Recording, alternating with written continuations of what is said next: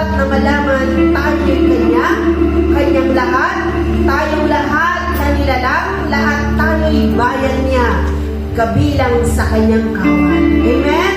Lahat tayo ay nasa kawan ng Panginoon. Sa verse 4, sabi niya, pumasok sa kanyang templo na ang puso'y nagdiriwang. So walang dapat malungkot, mga kapatid. Umawi, nagpupuri sa loob ng dakong banal. Ito pong lugar na ito ay itinalaga upang ito'y maging panambahan natin para sa Panginoon. Dito natin kinakatagpo ang Panginoon at ang lugar na ito ay banal. Amen? Hallelujah! Purihin ang ngalan niya at siya'y pasalamatan. Napakabuti ni Yahweh. Pag-ibig niya ay walang hanggan. Pag-ibig niya ay tunay, laging tapat, kailanman. Ang Diyos ay tapat. Siya'y dakila. Siya'y tunay na nagmamahal sa atin. Kaya mga kapatid, sa ating paglapit sa Panginoon ngayon, iparamdam natin sa Kanya na mahal natin siya. Tayong natin tumayo. Hallelujah. Purihin ka, O Diyos. Napakabuti ko, Panginoon. Sapagkat itinalaga mo na naman ang isang araw na kami po ay narito sa iyong bulwagan. Narito po ang bawat sa amin, Panginoon, at papakubabas sa iyong presensya. At nais namin, O Diyos, na linisin mo pong bawat isa. Maging ang aming labi, Panginoon, na siyang aawit sa iyo. Lanisan mo ang bawat ulo namin, Panginoon, upang magkaroon kami ng kasilahan sa pagpupuri at pagsamba sa iyo. Lord, wala kaming ibang gagawin sa lugar na ito, kundi ang ikaw ay aming iaas, parangalan, pasalamatan at sambahin. At kung meron kang nakikita karumihan, Panginoon, at balakid sa aming mga buhay, we ask your forgiveness. Forgive me, O Lord God. Cleanse me, purify my heart, sanctify me, O God. Lord, loobin mo po na kami ay maging karapatan at maging haing buhay sa iyong harapan. Oh, hallelujah, hallelujah. Aawitan ka namin, Panginoon, ng buong puso. Ang aming mga puso, Panginoon, ay magsasambit ng mga pagpupuri sa iyo. Hallelujah.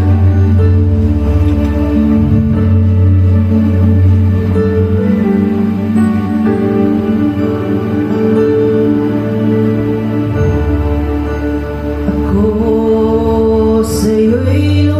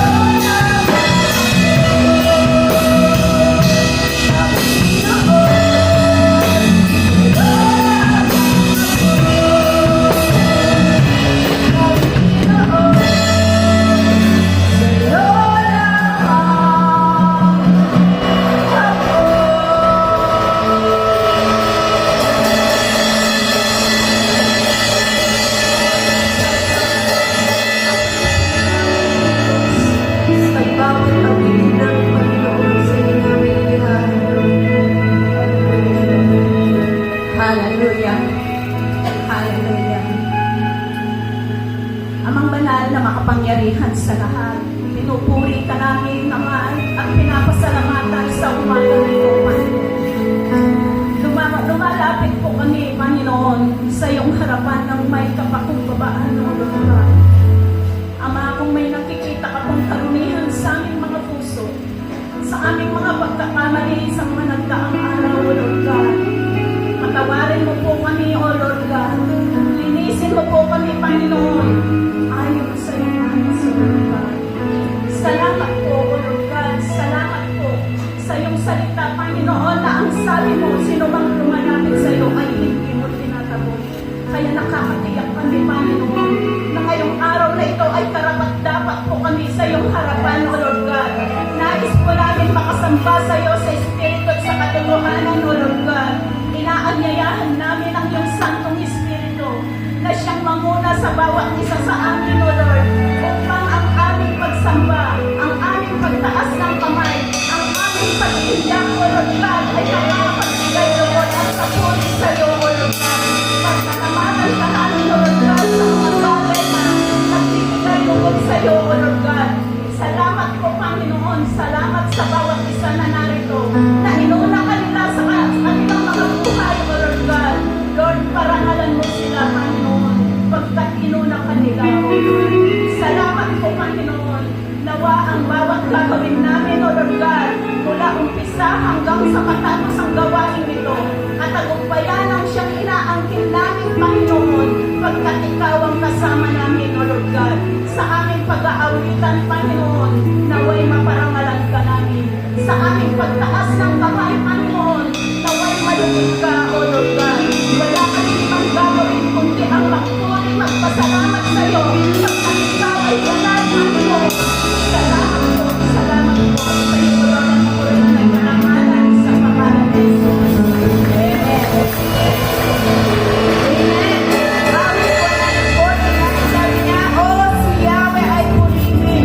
Awitan ng bagong awit, purihin sa pagtitipon nitong mga tapat sa Kanya. Sa verse 3 ng 150, purihin sa tugtog ng mga trompeta. Awitan sa salin ng alpa at lira. Sa tugtog na takbol, magsayaw, purihin. Mga alpa at flauta, lahat ay tugtugin. Ang Diyos ay purihin sa tugtog na pumpyang. Sa lakas ng tugtog, siya'y papurihan. Purihin siya!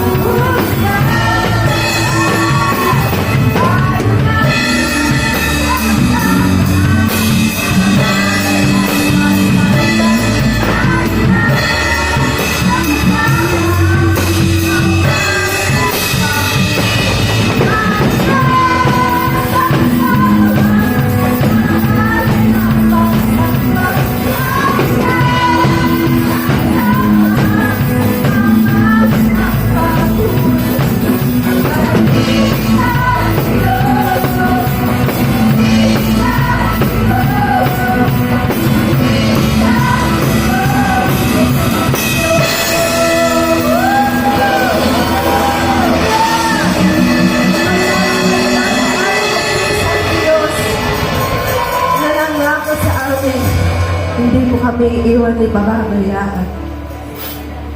Kaya Lord, wala kaming ibang nais, kundi ikaw ay aming makasama. At ikaw ay aming awitan habang kami may piling Panginoon. Oh, hallelujah. Salamat, O God. Purihin ang pangalan.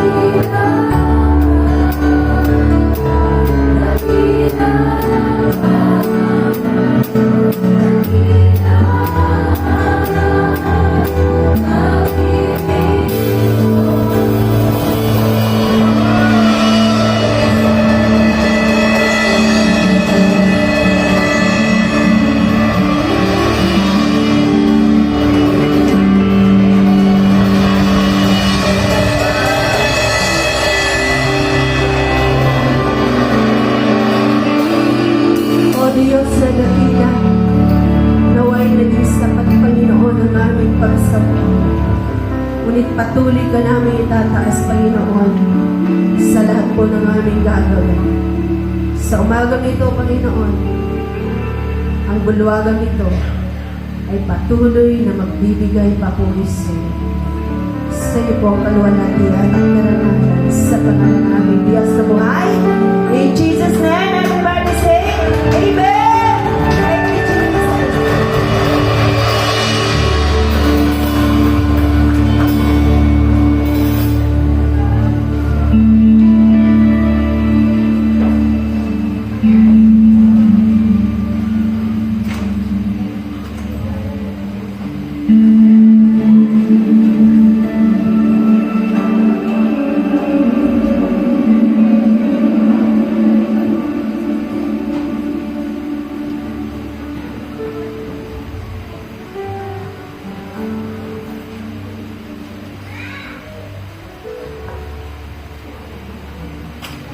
Napakasarap magpuri sa Panginoon. Amen?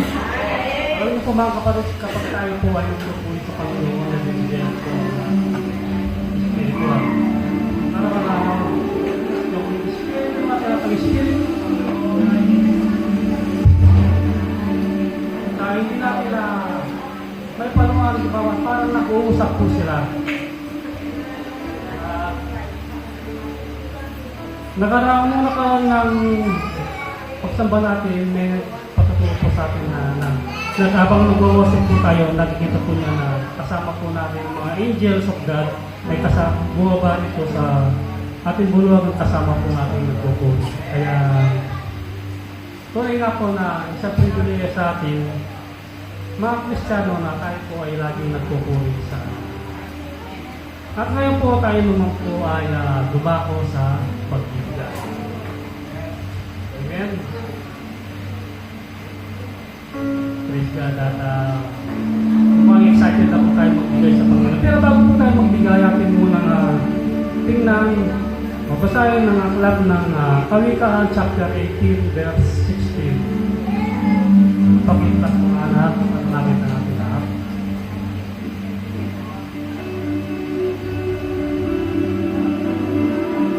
Kawikaan chapter 18 verse 16.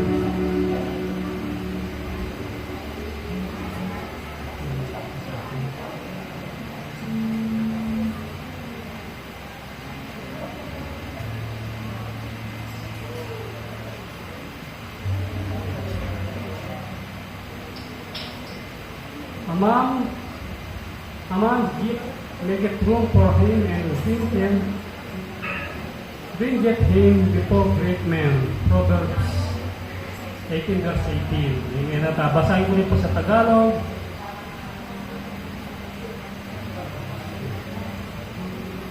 Kung nais mong mapalapit sa may kapangyarihan, magdala ng regalo sa kanya at ibigay.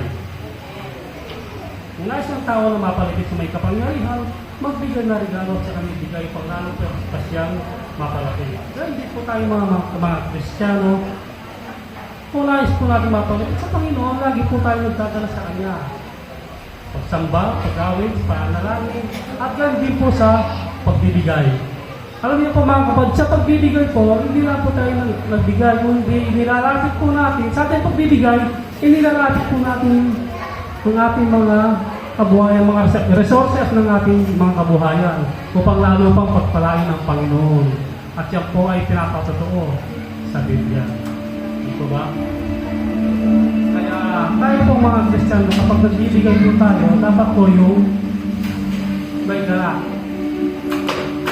Magbigay na ayon sa ating kalooban na magbigay na may kagalakan sa Panginoon. Paglalaro tayo magpalain at magpalain po ang ating simbahan.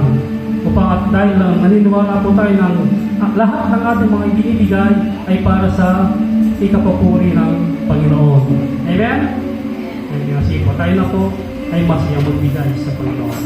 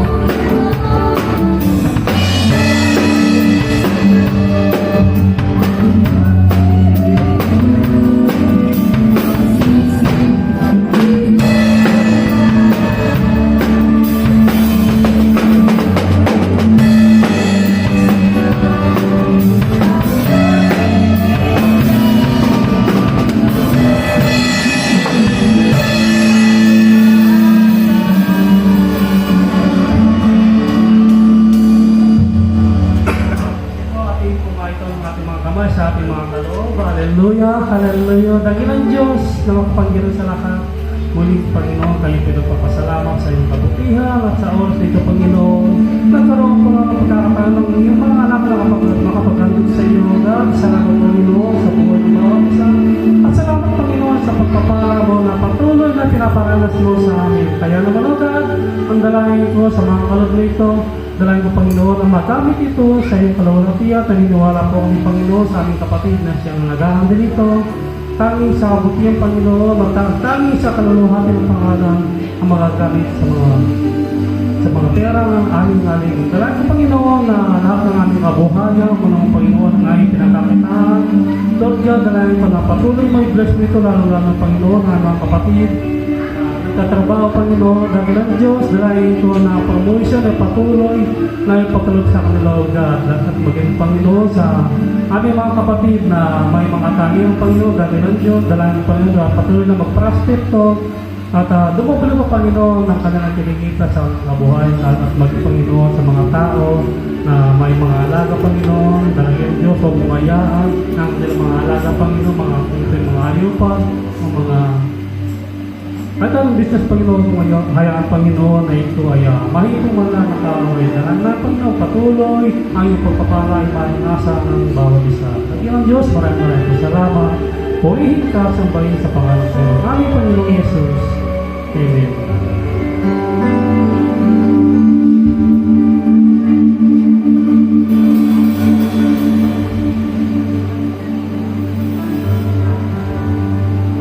Hallelujah. Tayo po lahat ay tumayo at lahat tayo pindarakos sa pananamunan. Tinatawagan ko po ang ating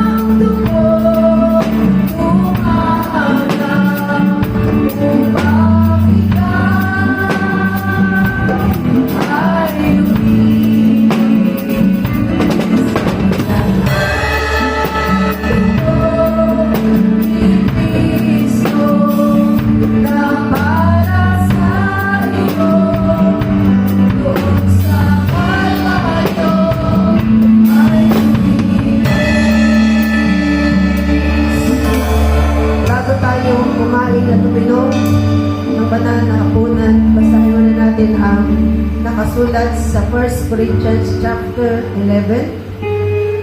Isa natin sa verse 17. Tungkol sa mga babanggitin ko ngayon, hindi ko kayo maaaring purihin o ang inyong pagtitipon, hindi nakabubuti, kundi nakasasama. Una sa lahat,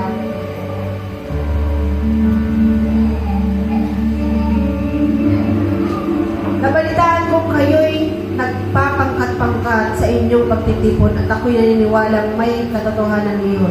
Kailangan pang magpabukod-bukod kayo upang magkilala kung sino ang mga tapat. Sa inyong pagtitipon, hindi banal na hapunan ang kinakain ninyo sapagkat ang bawat isa sa inyo ay nagmamadali sa pagkain sa kanyang dala. Kaya nagugutom ang iba at ang iba naman ay nalalasing. Wala ba kayong sariling bahay upang kayo kumain doon, uminom, o hinaamak ninyo ang iglesia ng Diyos at hinihiya ang mahihirap? Ano ang gagawin ko ngayon? Purihin kayo? Hindi ko kayo pupurihin. Ito ang aral na tinanggap ko sa Panginoon at ibinibigay ko naman sa inyo. Ang Panginoong Jesus noong gabing siya'y pinagkanulo ay tumampot ng tinapay, nagpasalamat at pinagpirapiraso ito at sinabi, ito ang aking katawan na inihahandog para sa inyo. Gawin ninyo ito bilang pag-alaala sa akin. Gayon din naman, matapos maghapunan ay hinawakan niya ang saro at sinabi, ang saro ito ang bagong tipan na pinagtitibay ng aking dugo. Tuwing inumin ninyo ito, gawin ninyo ito bilang pag-alaala sa akin. Sapagkat tuwing kakain kayo ng tinapay na ito at iinom sa sarong ito ay pinapahayag ninyo ang kamatayan ng Panginoon hanggang sa muling pagparito niya. Ang sino mang kumakain ng tinapay at umiinom sa saro ng Panginoon ng di nararapat ay nagkakasala sa katawan at sa dugo ng Panginoon. Kaya dapat siyasatin ng tao ang kanyang sarili bago kumain ng tinapay at uminom sa saro. Sapagkat ang sino mang kumakain at umiinom ng hindi pinapahalagahan ang katawan ng Panginoon ay kumakain at umiinom ng hatol sa kanyang sarili. Ito ang dahilan marami sa inyo ang may ilang na kung bakit mahihina at masasakitin ang marami sa inyo at may ilang namatay na. Kung sisiyasatin muna natin ang ating sarili, hindi tayo hahatulan ng Panginoon. Ngunit kung hinahatulan tayo ng Panginoon, tayo'y tinutuwid upang hindi tayo maparusahan kasama ng sanlibutan. Sa ating pagdamot sa banal na hapunan, dapat mga kapatid, tayo ay magpalinis upang hindi ito magdulot sa atin ang karamdaman ng kamatayan. Tayo ay dumulog sa Panginoon upang tayo ay humingi ng patawad at paglilinis upang maging karapat-dapat sa banal na hapunan.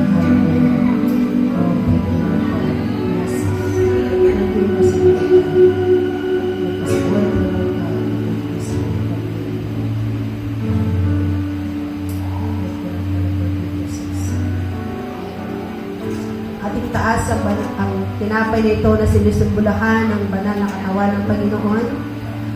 Ang pangako ng Diyos kapag tayo ay nakibahagi sa kanyang pagpirapiraso ng tinapay na ito bilang kanyang katawan, ito'y nagdudulot sa atin ng kagalingan sa ating mga karamdaman. Ating tanggapin, Lord, aming pong tinataas sa iyo, Panginoon, ang tinapay nito bilang simbolo ng iyong banal na katawan sa krus ng Kalbaryo. Iyon doon, Panginoon, ay nasugatan, nagkapira-piraso. Salamat sa dulot nito na kagalingan para sa aming mga katawang pisikal. Ang katawan nito na nagkakaroon ng karamdaman, kayo po ang siyang nagpapagaling, Panginoon. Tinatanggap po namin ito, Panginoon, na may pananampalataya. Kami pinakikibahagi, Panginoon, at malinis ang aming buhay. Sa iyo po, kabulihan sa pangalan ng Jesus. Tanggapin po natin ang tinapay.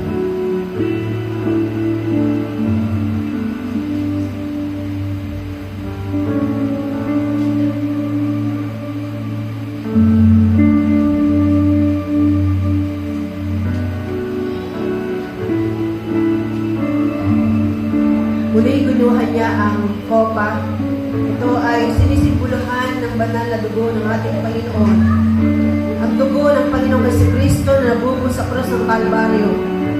Ang siyang nagugas sa ating mga kasalanan. Sa ating pagtitik ng Holy Communion na ito na sinisimbolohan ng banal na dugo ng Panginoon. Ito'y patunay na tinatanggap natin ang kanyang pagbubugas sa ating mga kasalanan. Ating katagitaas ang saro. Aming amang Diyos, kinilala po namin, Panginoon, ang banal na dugo na siyang nabubuhos sa krus ng Kalbaryo upang magbugas sa aming mga kasalanan. Wala po kami may natapos sa iyo, Panginoon. Lahat ay hayag sa iyo. Walang lihim, Panginoon.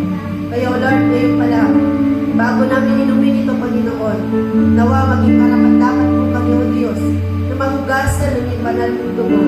Ang kapatawaran mo, ang ibuhos mo, Panginoon, ang igawad mo po sa bawat isa sa po, Diyos, na nagpapakumbaba sa oras na ito, humihingi ng patawad sa iyo. Salamat sa pagbubo ng dugo na yun, dahil kung wala yung Panginoon, walang kapatawaran ng aming mga kasalanan. Ngunit salamat sa iyo, Ama, sapagkat ibinigay mo ang bugtong na anak upang sa aming Panginoon ay handog upang magkaroon kami ng buhay na walang hanggan. Tanggapin natin ang binigay ng Diyos. Ama, muli